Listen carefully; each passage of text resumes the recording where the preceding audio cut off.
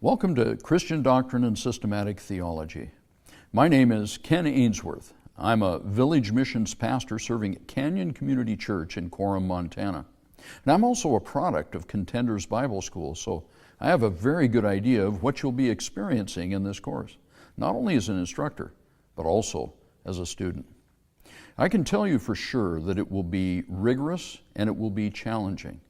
But if you stick with it, you will find that it will be absolutely worth all of the hard work you put in. I know for sure that God will bless you for your efforts, for God is a rewarder of those who diligently seek Him. We see that in Hebrews 11:6. As with most things in life, the more you put into this course, the more you'll get out of it. To get the most out of it, there will be a great deal of reading and study necessary. I really encourage you to take your work seriously.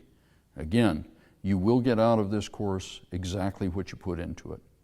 Our goal is to give you what you need to earnestly contend for the faith which was delivered once for all to the saints. Jude 1:3. When you complete this first video, you will be familiar with the scope and sequence of the course, and you'll be able to define and contrast the terms doctrine and systematic theology. There are a number of ways to make use of these Contenders resources. For this class, pause the video now so that you can discuss how the course will be structured for your particular experience. When it comes to Christian doctrine and systematic theology, vocabulary is important.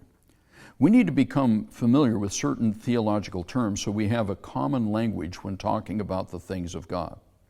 I should start by explaining two terms that are contained in the course title. The first of these is the term doctrine. It's a term that's found in the Bible. For example, they continued steadfastly in the apostles' doctrine and the fellowship in the breaking of bread and in prayers. That's Acts 2:42, describing the early church. And then all Scripture is given by inspiration of God and is profitable for doctrine, for reproof, for correction in righteousness, in instruction and correction of righteousness, that the man of God may be thoroughly equipped for every good work. 2 Timothy 3:16 and 17. Now, doctrine is defined as an instruction, a learning, or a teaching. And for our purpose, doctrine refers to those things we know about God. Christian doctrine refers to those truths that are revealed by God in His Bible. Now, all Scripture is given by inspiration of God and is profitable for doctrine. Theology, in contrast, is not a word we find by itself in the Bible. It's derived from two Greek words. The first is theos, which means God. The second is logos, which literally means word, but it's far more than just a word spoken or written on a page. It carries with it the idea of the sum total of everything there is to know about a subject. You could translate theology as a discourse or even as doctrine. So theology is everything there is to know about God. It is the doctrine of God. It is the study of God and how He relates to His universe. Well, here's a question for you. How would you relate the two terms doctrine and theology to one another?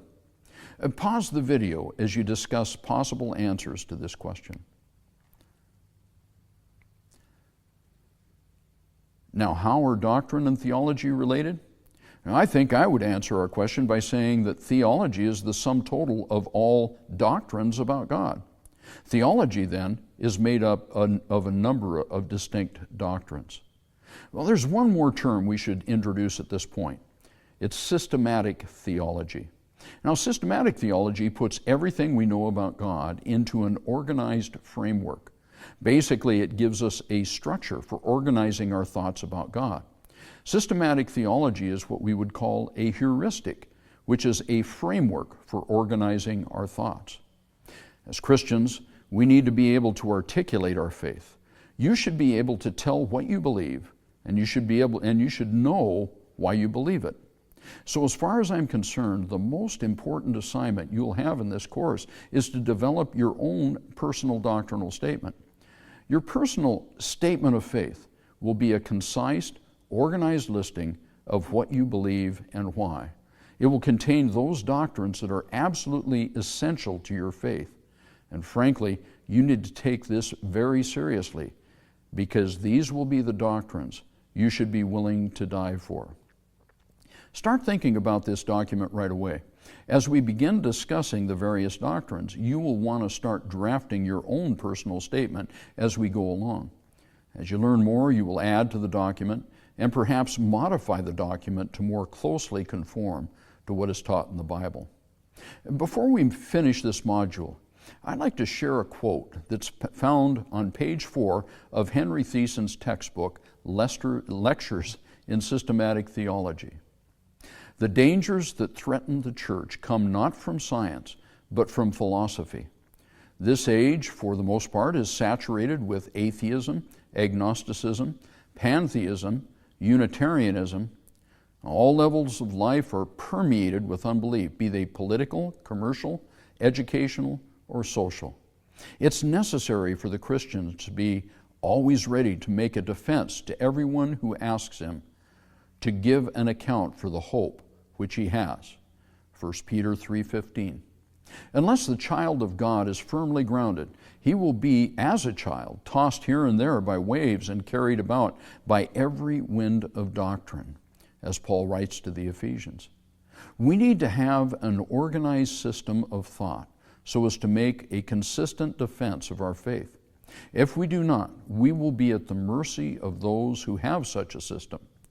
The Bible gives a consistent worldview and provides answers to the great problems which have faced philosophers for generations. So let's begin our journey together. Before we move on to consider where our doctrines originate, pause the video to discuss the answers to the following questions. What is the relationship between doctrine and theology? Do you think your personal statement of faith might change as you learn more about the Bible, and why or why not? And why is it necessary to have an organized system of belief?